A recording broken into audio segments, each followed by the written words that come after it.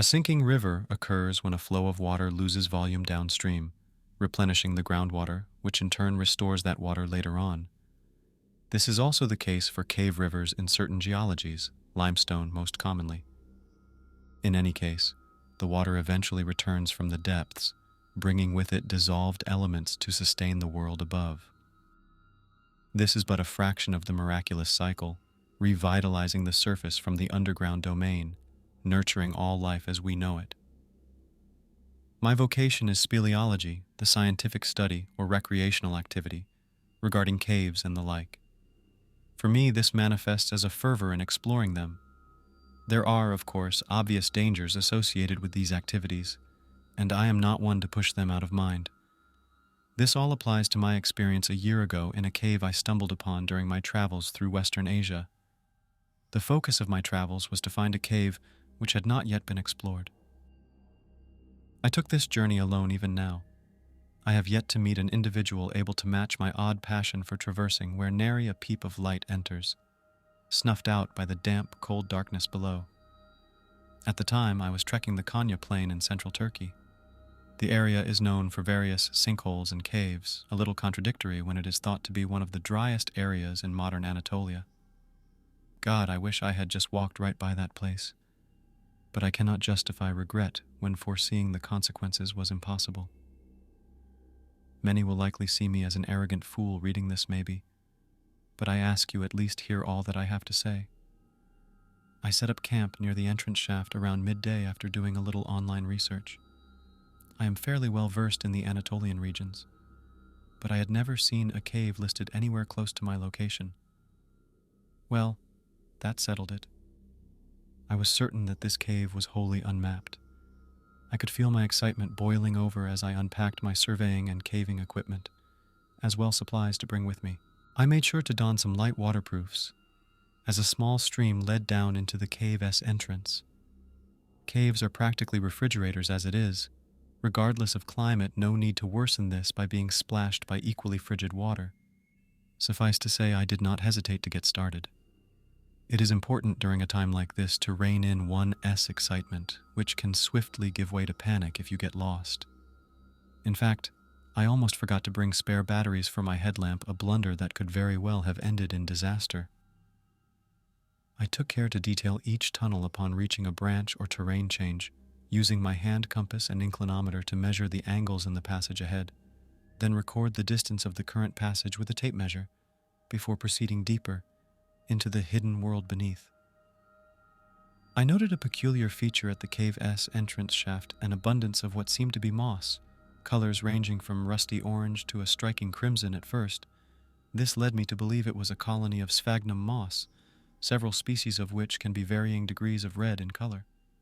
However, said genus of moss has never been reported to exist in this region. Sure, it exists in some areas of the country, albeit rarely, but this moss is most commonly found in humid climates, especially those which allow bogs to develop. The Konya Plain, as I have said, is the driest area in the country. The annual rainfall just is not enough to provide the conditions to support moss. I did not dwell much on the matter as I forged deeper into the tunnels. I had been traveling around 3 hours down what I assumed was once the path of the ancient river, when the ground in front of me abruptly disappeared. A zap of adrenaline pierced my chest as I steadied my footing, knocking a few pieces of gravel into the gaping pit, seeming to repel the light from my headlamp. Crouching low to the ground, I peered over into the round abyss, revealing near vertical walls extending down, well past the reach of my vision. Honestly, that was something that even now I cannot figure out. Of all my knowledge of caves, I was aware of nothing that could detail how this shaft had formed. It was too angular, too straight, too sudden. Of course, I am not an idiot. I did not have the equipment to explore it at hand, and really, the whole experience had put me off any desire to know where it led. I decided to retreat to the last branch with the use of my handwritten map, continuing down the sprawling passages ahead with the utmost caution. To my relief, I found nothing which compared to that pit of light-eating darkness. After another couple of hours, I decided to call it a day. I was satisfied with my progress, and to be frank, I already missed the sun on my skin, however sweltering it may be. Something about that shaft had rattled me, but the fact I had almost been too late to see it was a good justification. After a smooth journey back, I was momentarily blinded by the sun, now close to the horizon. I pored over my map, on which I had not yet added any verticality. You try drawing a reliable map in 2 dimensions surrounded by cold darkness, let alone in 3. I let out a deep sigh as I gazed upon the landscape around me. The beauty of our planet has rarely ceased to instill a deep sense of peace in my heart, no matter where I am. The golden tall grass flittered gently in the late afternoon breeze as I finished a bottle of water. Part of me is grateful I have been able to experience these moments, another part endlessly yearns for more, and I'm glad that this is what makes me, well, me. Following the short-lived serenity, I packed a small bag and ventured back to a village I had passed on the way here, to stock up on food and water. It was far removed in contrast to those I had grown up around. Children played and ran free in the dusty streets, passing cars being a rarity. Farm produce, vibrant in their colors, sat nestled in wooden stalls attended by wind-beaten men and women. At this time of the day, the people sat and drank tea together, none of that milky nonsense, only a warm and sweet brew into which time was sometimes added. Despite the nation being such tea lovers, they were a great factor in the introduction of coffee to the Western world. Credits to Ethiopia, though, for its discovery. I was drawn to a small, open front store, seeing the cooled bottles of water and the packaged food that was practical for travel. The residents here knew fragments of English, but I am fluent enough in Turkish to translate our conversations for the most part. "Good evening, sir. My name is Quint. Nice to meet you," I greeted the shopkeeper. "Ah, you are not from around here. What brings you to this area?" he replied, with a hearty yet tired voice. He bore a wide salt and pepper mustache and a pair of rectangular glasses. "Well, my friend, I am a traveler. I travel across the world. It is my passion," I said, gesturing toward the street outside. "You come with friends?" he asked with kind curiosity. "Nope. Just me here. My head works better alone. I look for unknown caves so that I can explore them and map them." His smile wavered then. A faint change, but a change nonetheless. The old man asked, this time in a quieter and lower tone, "You have, you found any you like?" He laughed a little, but his voice was not so full of life this time. He exuded worry as he awaited my response. "I, have, yes. It is just down the road, actually. Oh, is it okay if I camp nearby?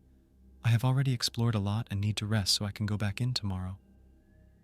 At this, the store owner's face dropped much more obviously this time, lip trembling slightly and brow wrinkled in a mixture of fear and pity. "That you should not go to that place. It is an evil place since long ago and should be forgotten. Blood was spilled by our ancestors for a reason. Do not undo their work, I ask you." A resonating shiver ran down my spine. My thoughts jumped back to that deep hole I had discovered. It was as if the memory was forcefully pushed to the front of my conscious mind. I stood for a moment, contemplating what possible response such a proclamation could warrant. "Your ancestors?" I asked, unsure if this was the right question. "Not mine, but of the land," he muttered. "Hittite." I am not much of a history aficionado, but I recognized the word to refer to the Hittite Empire from around 3,000 or so years ago. That is probably inaccurate, but that is of little importance now. I nodded slowly, feigning contemplation, then resolved that the beliefs of the man in front of me were just that, beliefs. I had my own as well, one of which was that I would not be dissuaded from returning, however oppressive and suffocating the cave may feel. Though I would be lying if I said his words did not rouse a faint sinking feeling in my gut. "Okay, my friend. I will pack up and leave tomorrow, but I must rest for now and get supplies," I lied. I turned and perused the wares. After a moment, I returned to the counter with water bottles and various packets of cereal bars and powdered soups. With a quick "thank you, my friend," I left the store and made my way back to camp. The sky had darkened and the streets were stifled, not quite silent, but like a blanket had been laid over the whole place. I doubt it was anything more than mild paranoia given the events of the past day. Arriving back at my tent, a creeping anxiety overcame my body upon seeing the gaping hole in the rock face ahead. A little fear is not uncommon in such environments, but this felt different. People had, supposedly, stood on the very ground I found myself standing on at this moment, and during all the time between, so had the cave, patient and steadfast, outlasting whole generations and many more to come. I briskly entered my tent and zipped it up, feeling a little ease wash over me. No scorpions or camel spiders came for a sleepover this time, so I could not complain after all. This is what I wanted to do. Was it not? My calling or something like that, you know. I was thankful at the least for the temperate climate, though. Still, that cave, it felt alive in a way. Not in the sense in that it housed a variety of life, which was already evidenced to some degree by that moss-coating parts of the entry shaft. No more like the cave opening itself had a tangible presence that could be felt through the thin fabric covering me. Like a great black eye observing my every move, watching for the moment I pulled the zipper down to go outside and heed nature's call. After some tossing and turning, I managed to doze off and claim my well-deserved recharge. I woke around 7:30. The night had been merciful and nightmare-free. I put on some cargo shorts and a tank top, then left my tent, which was almost an oven at this point due to the morning sun. I brewed a pot of coffee using a gas stove and tore open a fruit and nut bar, musing over my plan for the day. I had marked any branching tunnels I had seen along my previous path with red dots, and I took some time to marvel at the fruits of my last trip. It felt as if I were holding the cave itself in my hands. This time, I made sure to bring some rope, as well as a few carabiner clips and several self-driving bolts for use with a bolt driver. As well as spare batteries, I realized with a small shock that previously I had not brought a backup lamp with me. After packing one, I set off once again into the water-hewn passages. The moss felt noticeably spongier than it had the day before. It also seemed as if the hue had shifted, but I could not be certain. It was definitely less dry than before, though the stream's flow was no different than I remembered. Intrigued, I tore off a sample to attempt identifying when I returned, since the moss' strange behavior had sparked my interest. Stashing it in my bag, I pressed onward in search of the first branch. To avoid overestimating myself, I settled on a rule where I would map a tunnel to a certain distance, then return and do the same for the next. I had to stoop a little upon entering the first marked passage, which descended gently, then angled back up and to the left. After rounding this bend, the passage straightened, and I saw a distant flicker of green or yellow light, which disappeared somewhere ahead. I paused and tilted my head in confusion. What had I just seen? My mind scanned for a possible answer but returned empty-handed. I opted to brush it off as my imagination, though I kept it in my recent memory so I could think on it later. I had barely reached the end of the passageway when a reverberating snap pierced the darkness, making me jump. It was very loud, yet I could not discern from which direction it came from. Cave acoustics mess with the senses, the walls warping and reflecting the original sound like a game of telephone. Worriedly, I scanned the solid rock walls around me to look for any signs of a fissure or cave-in. I saw nothing, but I did not want to take the risk of being crushed by a falling slab. I turned on my heels and my pace quickened, and moments later I was back at the sloping bend. Taking care of my footing, I started to descend, only to hear the thunderous echo once more. Abandoning any patience in regard to safety, I broke into a sprint to reach the bottom of the slope. I was slowed as I stumbled my way up the last incline of the branch, finally bursting into the parent tunnel. Again it sounded. The rumble almost made me lose my footing as I wheeled to the right and sprinted toward the entrance. This time I was able to distinguish several quieter sounds following the first, like dry crumbling and cracking of some brittle material. Still, nothing around me explicitly confirmed that a structural break was underway, and as the light from outside came into view, I skidded to a stop. The moss it had grown. That was not possible, it could not be. Moss are slow growers. What had before been a thin padding of the stuff was now closer to huge red pillows. The stream that emerged from the swollen masses was tinted red as it extracted pigments on its way through. Without further hesitation, I began to build up speed, kicking up dust and stones. I could literally see the soft mounds expanding by the second, like one of those time-lapse videos. Gritting my teeth, I propelled myself forward just as the fourth and loudest crack so far resounded, my ears ringing from its intensity. I jumped onto the pulpy scarlet beds, now only 20 or so meters from sunlight. As soon as my boot made contact with the moss, it was as if I had stepped in superglue. I kicked my free leg in front of me, bracing myself to prevent my knee breaking from my momentum. Dazed, I looked down in terror to see that my feet were barely visible. It was pulling me in. Horrified, I reached forward, grasping aimlessly at slick tufts of moss. This was it. This is how my story ended, and I did not even know what the fuck was happening. I had so much left to fill the pages of my life. No, this could not be it. And then it was black. I came to in an aching haze of confused fear. I thought I was still in the tunnel until my brain fully rebooted, and I realized my eyes were clenched shut so tight I could see purple noise forming. Slowly, my eyelids relaxed and flickered open. I was lying sprawled on my back, looking up towards the stars. No, too many, and the colors were all wrong. Glittering spots of blue, green, and yellow danced across my retina as I lay there. With a groan, I raised my left hand above my face to see my cracked and chipped, yet still functional wristwatch, 3:41 p.m. My eyes darted between the twinkling expanse above and the time shown, lying in complete disbelief. I was not outside. I grunted, pushing myself up into a sitting position. The sight presented to me was staggering. I had been unconscious on the floor of an unfathomably large chamber for how long I did not know. The ceiling looked to be hundreds of feet above. The boreal spectrum cast a grim illumination over the scenery, but I could not determine how expansive this place was. Where in the name of all that is rational was I? I vividly remember sinking in that damn moss, moments from climbing out from the cave-esque gullet.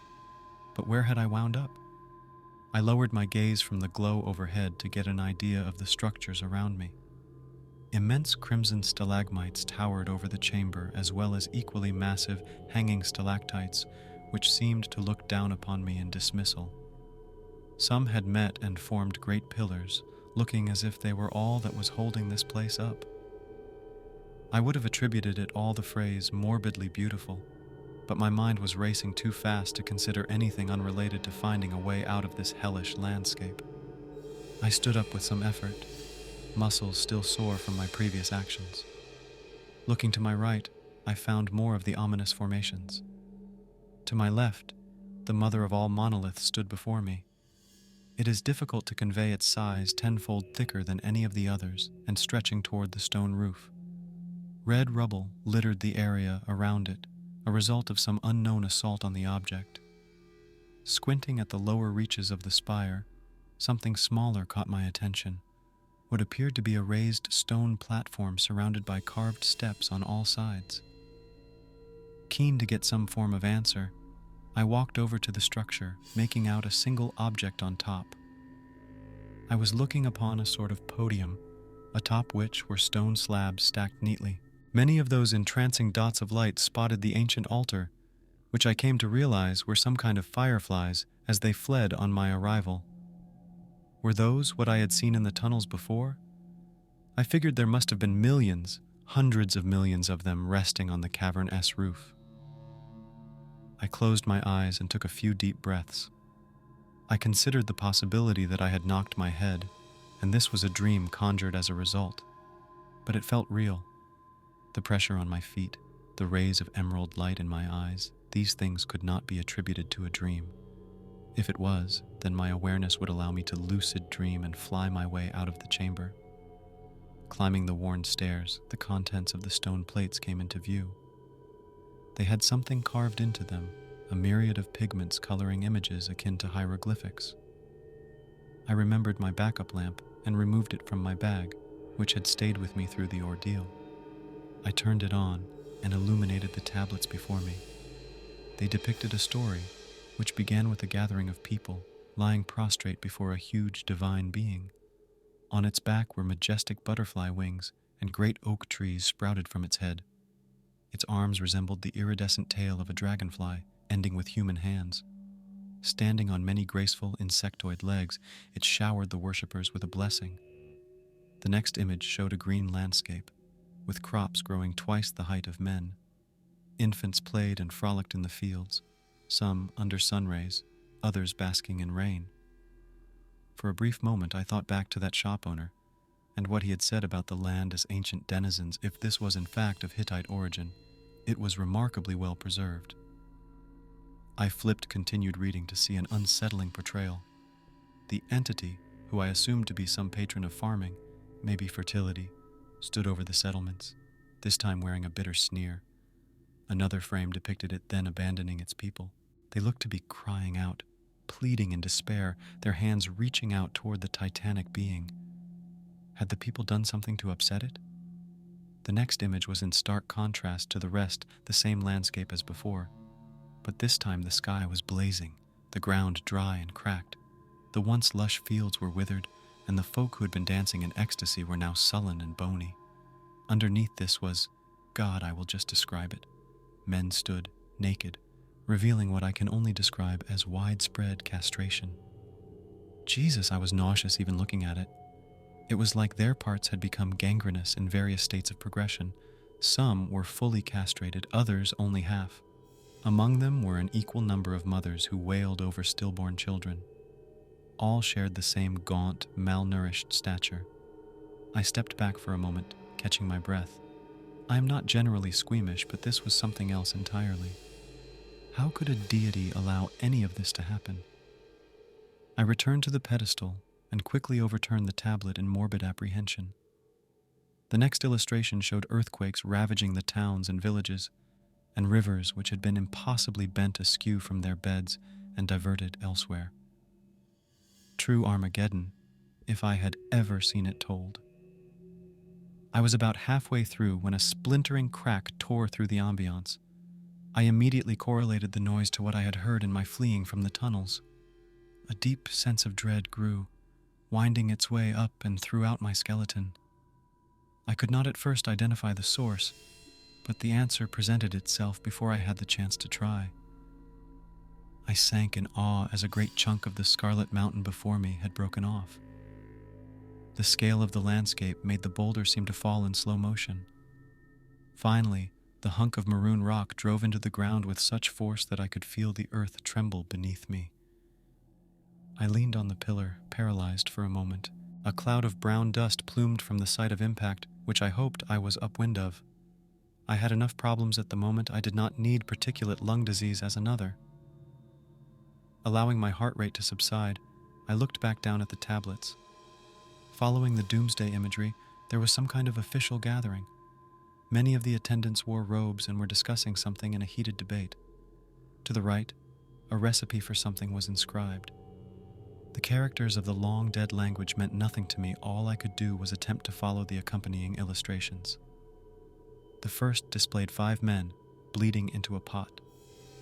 Their robes featured colorful artwork depicting gods, men, and various symbols. It made me think these were holy men, priests, shamans maybe. The pot was full to the brim, and the next image showed the people preparing a fire and placing the pot on a hanging cradle above it. Next, an arrow was set ablaze with a flammable liquid, then dunked into the boiling blood. The final step revealed the arrow, removed from the blood, burning with a crimson flame, its shade heavily emphasized. Another air-rending clap demanded my attention, this time closer and much higher up. As the crumbled mass fell away, something became visible underneath, with a contrasting dark green texture. The fragment shattered against the ground, an even larger cloud of orange dust billowing out into the air. Heart drumming in my ears, I looked back down to the tale of biblical carnage. On the next tablet, a priest stood at the mouth of a cave facing outwards. It could not be.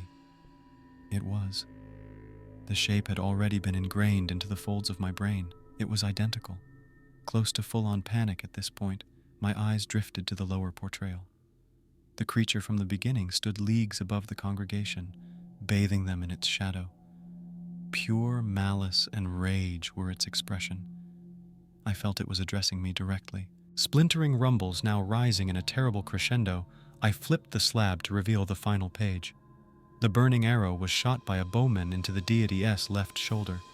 I could almost hear its howls as its very being was separated into two, one bursting with the same glorious light seen at the start, and the other a putrid, twisted mockery of divine power. The abomination was pulled into the cave along with the arrow, swallowed whole by the earth itself. I will never be able to rid my memory of the final scene.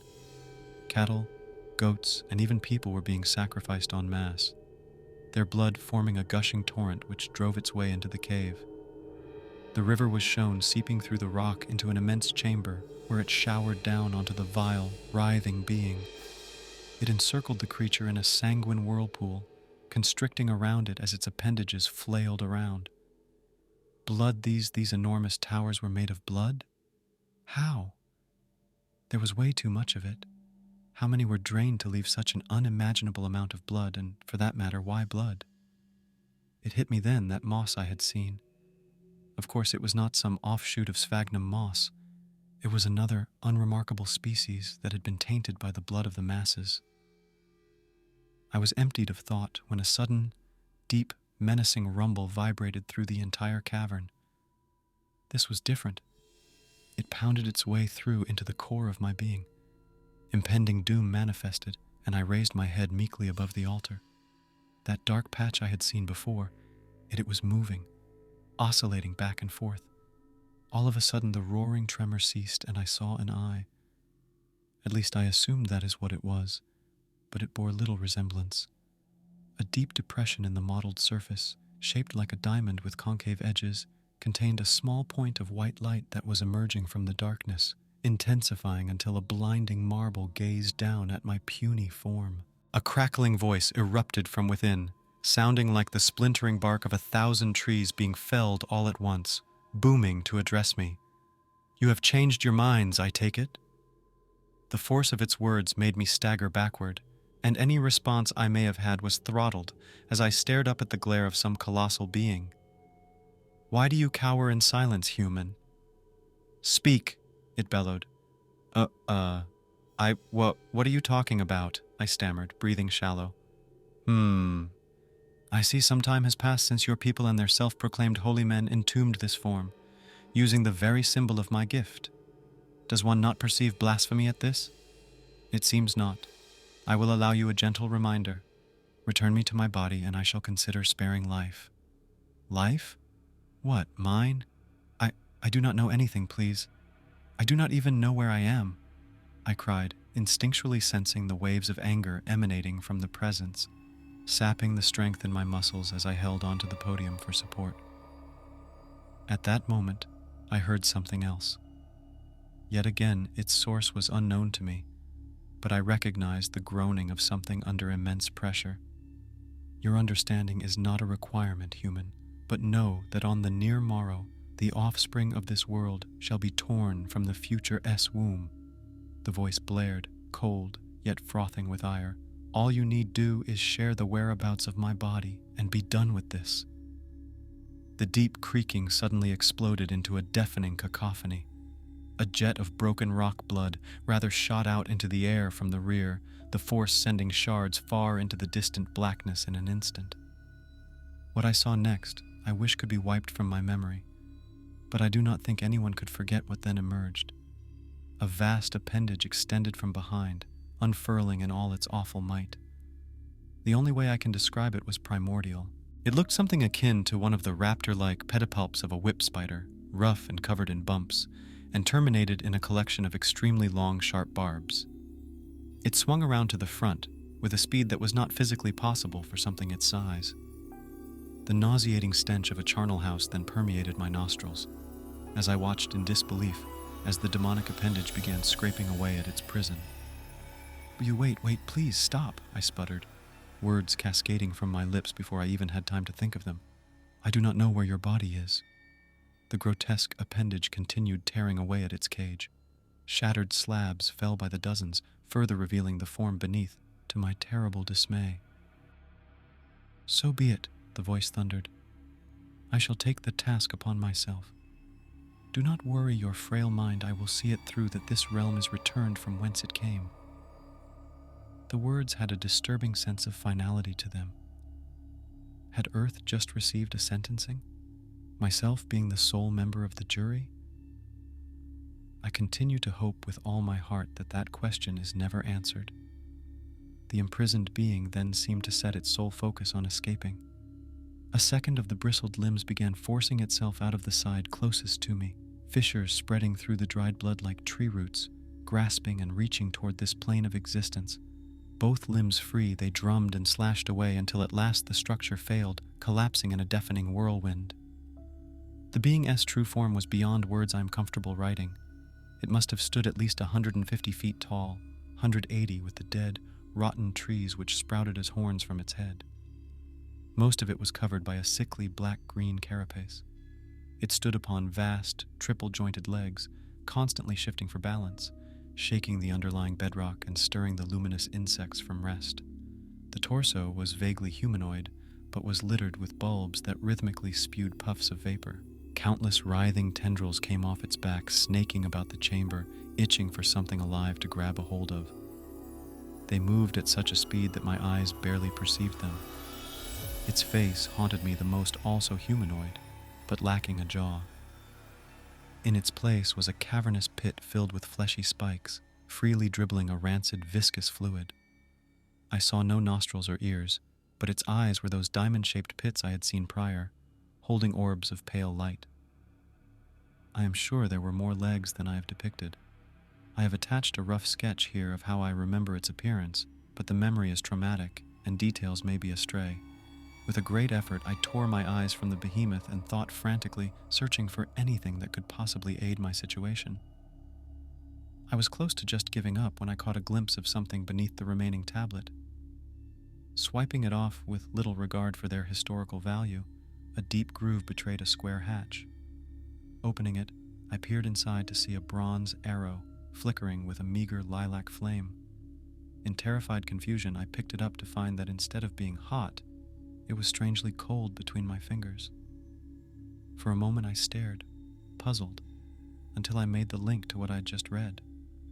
Regardless of the validity of the carved illustrations, it was my only chance to avoid befalling a terrible fate.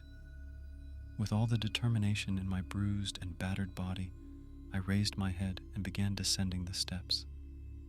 What was I doing? Surely this would mean the end of me. I was but an ant for one of the being's thundering legs to soundly crush. Despite my mind screaming in objection, I willed my legs onward, all while trying to formulate some plan of action. The flying insects had become frenzied swaths of light, swarming away from the thing in mass exodus, pelting me like hailstones in the process. Seeing my trembling march, the being let out a deep, reverberating laugh. Its face remained unmoving. It seemed to speak from somewhere else entirely, vibrating from every direction. Suddenly and without warning, I felt an excruciating pain in my crotch. I doubled over, eyes watering, groaning from the searing pain. I had to push through it. Once again my march continued, now slowed and limping, wading through the swirling, buzzing clouds. You think to do what exactly, child? Tie me down as a hunted boar? The creature spat, venom quickly returning throughout its chuckles. You are alone.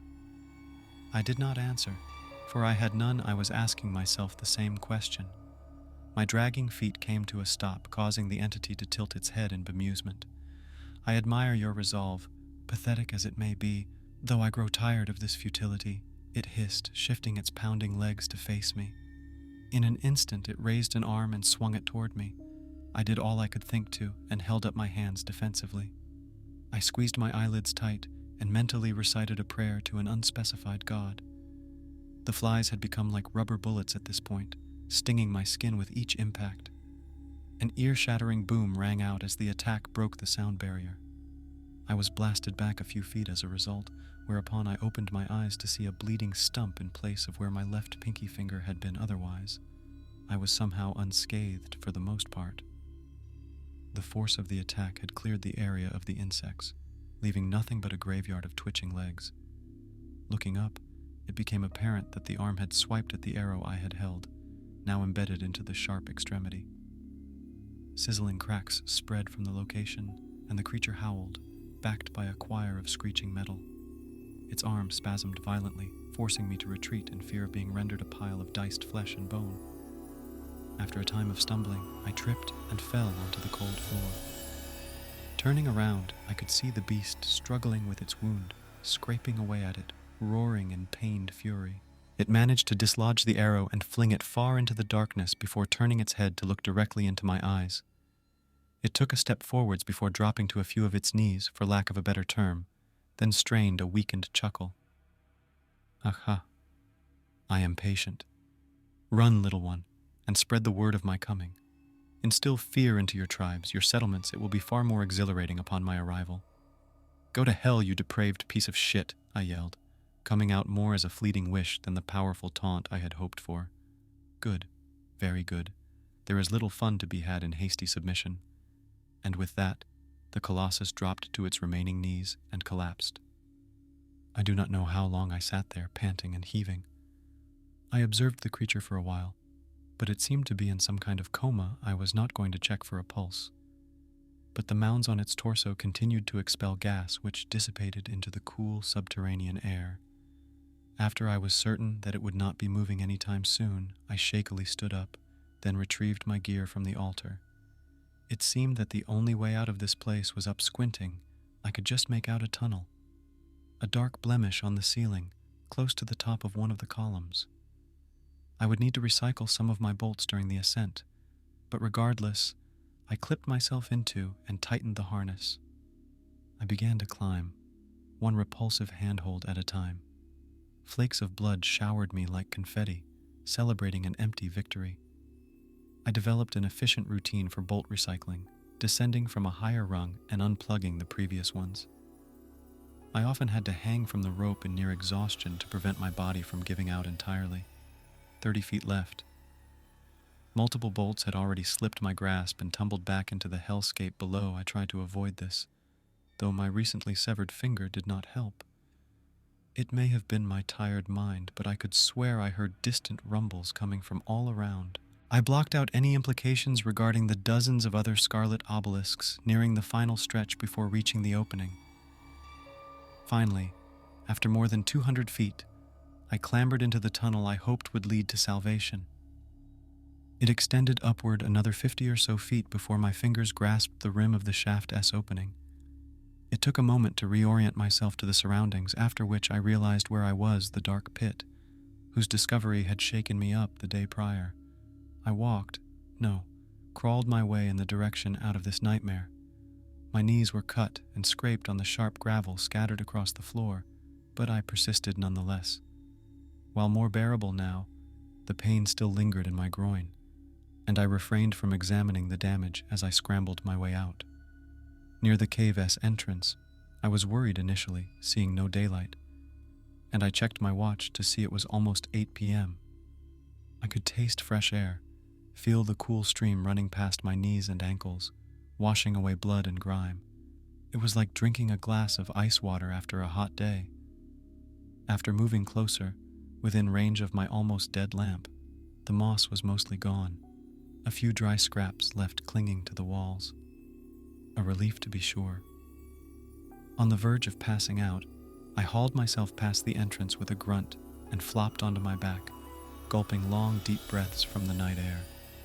It was nice to see the stars again, instead of a colony of cave-dwelling fireflies. My senses had calmed enough to again be accepting of smells, and the distant scent of iron and smoke became apparent.